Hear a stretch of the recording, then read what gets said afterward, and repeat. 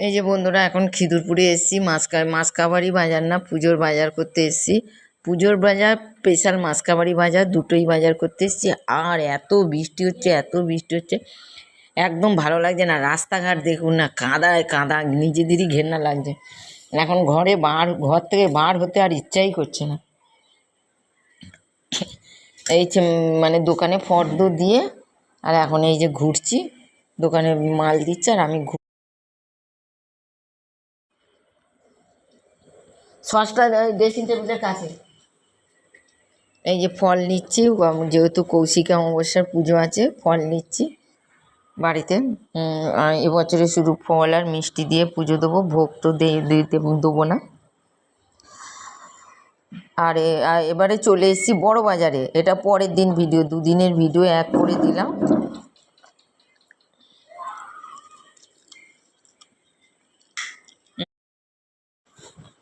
খেলনার দোকানে খেলনা নিচ্ছি, নেওয়ার পরে এই যে 10 কামার দোকানে কদম ফুল নিচ্ছি। আর এই যে দেখুন, এই যে ধুতি নেওয়া হলো,